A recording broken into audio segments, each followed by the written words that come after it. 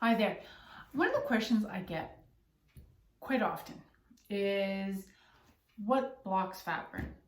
People will come to me with this when I'm doing sort of introductory calls with them saying they were losing weight, then they suddenly stopped, or they just can't seem to get the fat burning happening.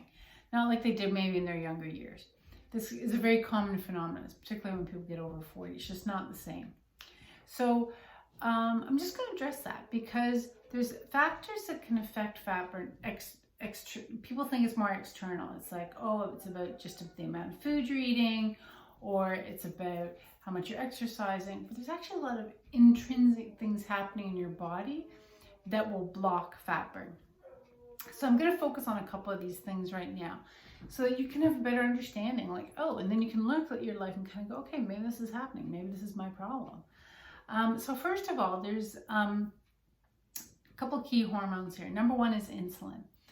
Insulin is the hormone that when we eat, food gets broken down, eventually some of it into glucose. Glucose is like the gasoline for the cells, right? It gives them power.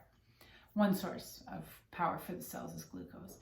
And insulin is a hormone that will then make sure the glucose will get into the cell has the energy, the body keeps functioning, everything's great.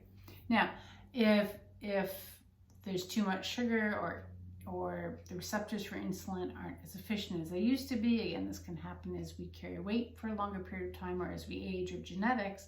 Bottom line is, the glucose isn't getting into the cell, there's a buildup of glucose in the blood, and it will get stored as fat. So in order for the body to actually burn fat, to access this fat burn, insulin needs to be low enough. While insulin's up, it's not going to burn fat. And this is where the basis, what I use, and probably if you've been following me or aware of this, or you've heard about it from other platforms and other people, the basis of the weight loss approach I use is based on intermittent fasting. What we do is we're going to get your body to use your body fat for fuel. So as opposed to glucose, it's going to use fat, which gets broken down to ketones. Ketones are the source of fuel. Two sources of fuel: glucose, ketones. What I use is ketones. And when your body's actually, to do this effectively, we need to get the hormonal balance happening. So first of all, insulin has to be low long enough so that it will allow the body to go into fat burn. So if look at what you're doing, if you're eating foods that are spiking your insulin, eating too much food obviously is one of them, but particularly the spikes in insulin's going up, or you're eating all the time, then insulin's higher, that's going to block fat burn. In order to kind of open up this gate to the stored fat, the stored body fat, particularly around the belly, you got to get insulin down. So, that's where the fasting comes into play. That's where eating carbs, high carbs, high glycemic carbs will interfere. So keeping those low, all of that will help keep your insulin low enough. And then that's setting your body up. It can now maybe start to burn fat. The other hormone is cortisol. This is the one associated with the stress response. But there's different things that can increase cortisol. Not getting enough sleep increases cortisol. Stress increases cortisol. Even too much exercise beyond a certain point, you actually activate a stress response, increases cortisol. Well, when cortisol goes up, your body thinks it's getting ready for fight or flight. It's like, oh, we need more fuel, we need more fuel. It will start dumping sugar into the blood to prepare for the fight or flight response. And in doing so, insulin goes up. So there's that kind of connection. So if you have areas in your life, if you look at your sleep, you look at your stress levels, look at how much exercise you're doing, if you're bringing cortisol up, then that's going to block fat burn. And I have a really cool example about this where I'm several years ago, and there's a client of mine, and she was, in practice, I would check body composition, right? So I can see how much fat they're losing, make sure they're maintaining muscle, what's happening with water.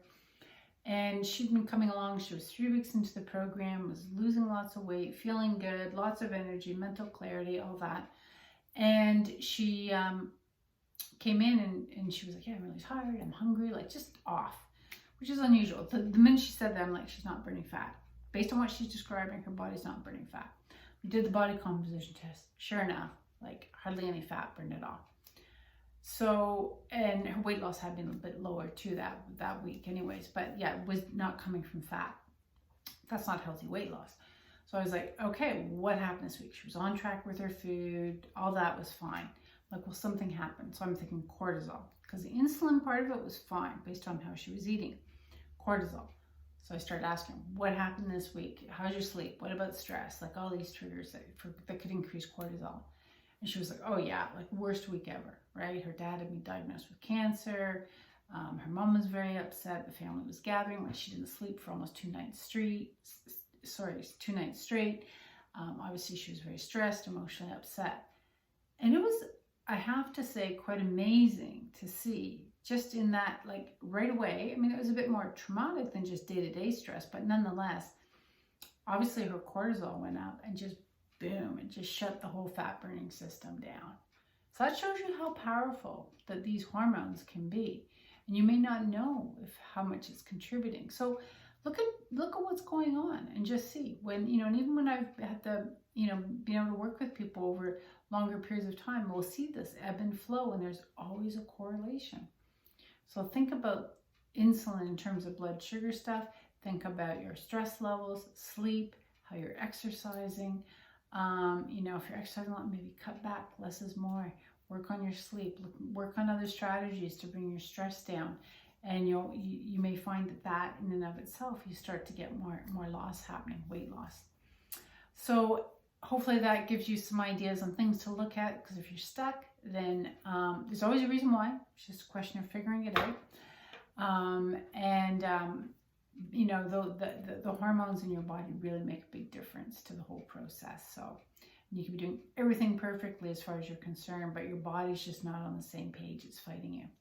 So take that into consideration, reflect on, take a look, or going forward, just note, how you're sleeping, exercise, all that, and just see the results you're getting with your weight loss.